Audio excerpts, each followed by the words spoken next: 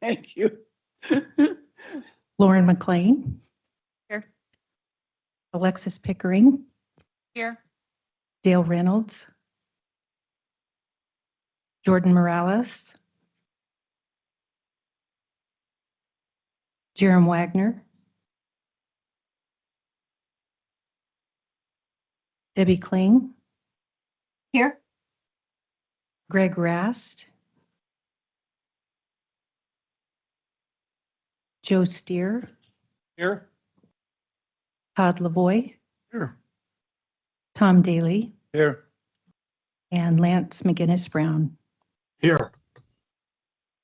We have a quorum. Thanks, Paula. Next week, I'll check in to see if there are any additions or changes to the agenda. I have one, and that is that we would defer item 4B to a date certain of. We still don't have a quorum for June 9th at 10:30, but we're very close. So I guess the question is, do we want to defer it and then declare the date certain later? I'll defer it to June 9th. Okay. You need a second for that? Probably. Yeah, we should probably vote on that. Mayor Debbie seconds that. Okay, we have a motion and second. All in favor? Aye. Aye. Aye. Opposed? All right, we'll move that to the 9th. Yeah. It's on the agenda, and if we don't have a quorum, it goes to the next one. Yep, we'll do that. And next up, the consent agenda. I'll take a motion to approve. Madam Chair, I move to approve the consent agenda. Second. We have a motion and second. All in favor? Aye. Aye. Opposed? Right, it's approved. Now we'll move on to action items. 4A with Jason Jedry, our preliminary budget.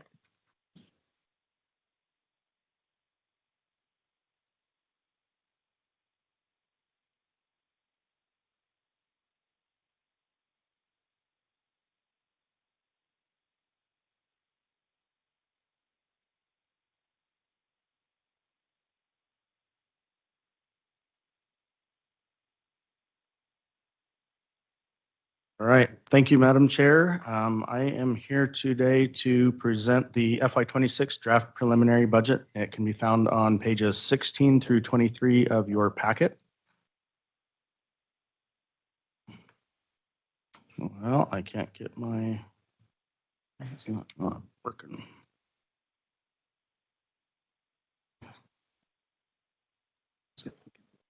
Oh, okay, thank you. Sorry about that. This is an action item. Staff requests the executive board recommend approval of the FY26 draft preliminary budget by the full board with any changes and forward the FY26 draft preliminary budget for public comment. The public hearing date has been set for August 4th, 2025 at noon. On this slide, there are two tables. Looking at the top table, you will see that it is a budget comparison between FY25 and FY26. The regional operating budget, we have an increase of 6%. The specialized transportation budget, a decrease of 5%. The Ada County operating budget, an increase of 5%. Canyon County, an increase of 12%, and the capital budget, a decrease of 70%. Then looking at the bottom table, overall, the budget reflects a 25% decrease, which is driven by a 4.8 increase in the operating budget, and then the 70% reduction in the capital budget. Looking at drivers of the increases, the higher operations budgets in both Ada and Canyon counties are due to inflation, health insurance costs, wages, and contract expenses. The 6% increase for regional operations is primarily due to the general liability insurance expenses going up, materials and supplies, and the professional services budget. I wanted to point out in the professional services budget in regional operations, $500,000 of that is for bus wraps and bench advertising, both of which we get reimbursed 100% for by the customers purchasing those that advertising. Jason, I'll just pipe in real quick. We talked that I would add a few things here and there. Remember that both of our operations are driven by contract labor agreements. And so the wage increases and the health insurance are set by that contract, which is a 3-year contract. So we're in the 2nd year of that and don't have much control over it. Our liability insurance has gone up a lot this year, both for buses, for vehicles, but also for general liability. Again, that's a cost driver that we don't have very much control over. And then finally, parts and supplies for the buses have also increased pretty dramatically. So when we first got this, it was about 10%. We've worked to reduce it to 4.8% increase by taking out everything that we could control, but there are some things that we just can't. Actually, looking at cost savings. Excuse me, just a Go second. ahead, sorry. Yeah. I just have a question regarding the the insurance. Yeah, Is that affected by the kinds of buses we have? no, it is not. It's affected by just general claims increases. ICRIMP, if any of you are also members of it, has had dramatic increases because of the claims that they've had. And the bus type does not impact that.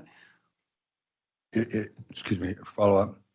It's insurance and regarding our claims as well as those kinds of things. Yeah. Thanks. So any accidents with the buses, but then any liability we have both, and both are increasing. Thanks. And moving on to cost savings, Canyon County minimized health insurance increases as much as they could by switching to a new provider. Ada County has lowered Proterra bus parts costs by utilizing third-party vendors, and CNG prices in Canyon County are beginning to decline. Looking at general increases, we added budget for an increase in the Meridian Condo Association expenses, so that is for this building. Budget for a 12% increase in general liability insurance. Budget for an estimated 3% health insurance cost increase for regional operations.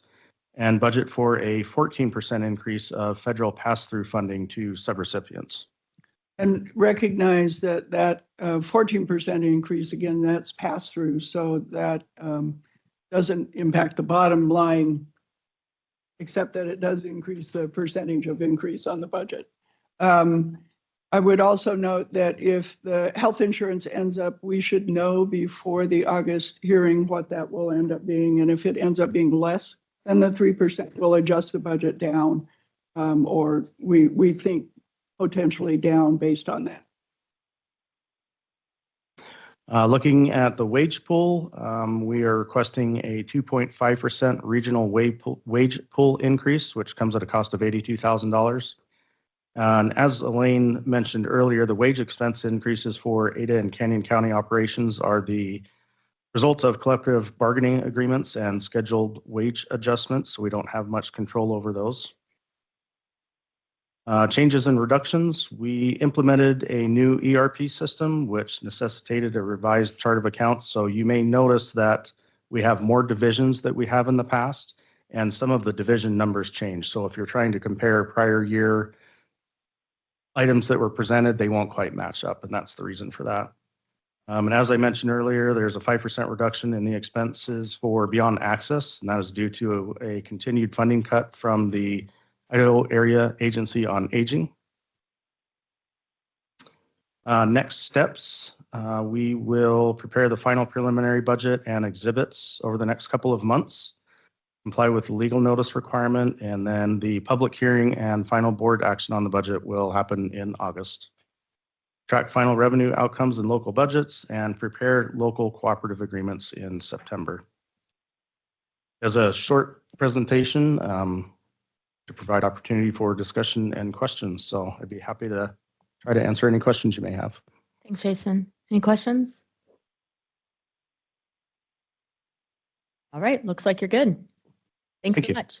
And with that, I'll take a motion. What we need to do is move this. I now lost my first page.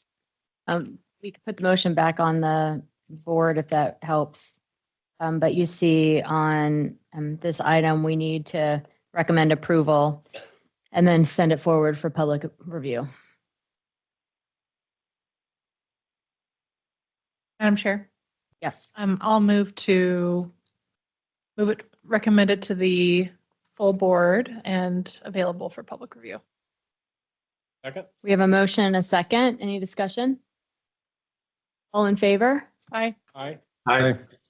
Opposed? All right, this will head to the next full board meeting. Thanks, everybody.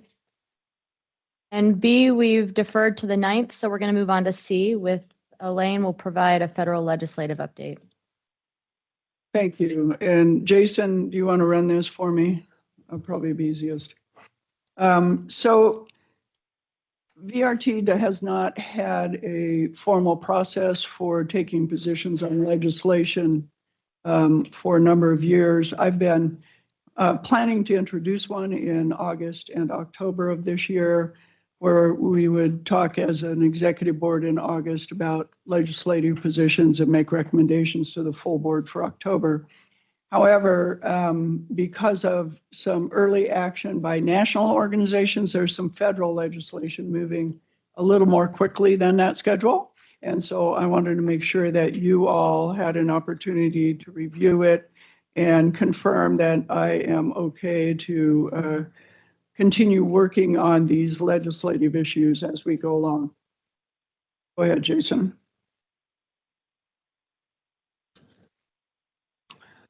This is an action item. I would ask the board to give me direction to continue working with our federal partners on these issues as you direct once you hear them. Go ahead. So there's 4 particular issues moving forward. And then if anyone has questions about things they've heard and want to discuss them, I'm happy to do that as well. Next. So local match parity is an interesting issue. I have known this for a number of years, but didn't really internalize the impact of it until I got this position. So Title 23 of the federal statute has a clause in it that allows any roadway or highway agency to have a reduced local match rate if they have extensive local, federal or tribal lands. And in the case of Idaho, there are extensive federal and tribal lands. So if you're a highway agency and for instance, it's supposed to be a 20-80 match, so 20 local and 80 federal. Locally, we only pay 7 1/3, and federally, we get 92 2/3. However, if you're a transit agency, that same does not apply, or a rail, if you're working on a rail project.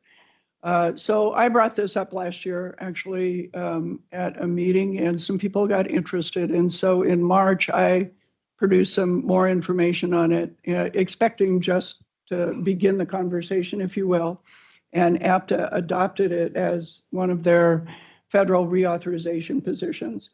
So it, like I say, moved a whole lot more quickly than I thought it was going to, but really excited that they're interested in this. So the proposal would be that we add the same language that is in Title 23 to Title 49, which is the title that regulates transit and rail. And in doing that, make that sliding scale reduced match rate available to transit and rail projects in states where there's extensive federal or tribal lands. So as you know, as I noted, for instance, right now we pay 20%, get 80% local. If this were to pass, we'd only have to pay 7.34 and get 92.66 federal. It would also impact operating. That will be a little bit longer discussion. It'll probably be incremental growth because we'll have to wait to get more federal funding as we grow services, but it could allow us to operate more services for less money. than what we're doing today. And I guess that would be my other point, is that I hope if we adopt this, the position is not that we use it to reduce the amount that local governments are giving us, but that we use it to begin to grow the system in ways that we all know need to happen. Any questions on that particular one? Well, I just, mostly a comment. I think that, especially with uncertainty of federal funding and those things, I think those things can pop up immediately, and if we're not ready for it, then we miss it. So Yeah.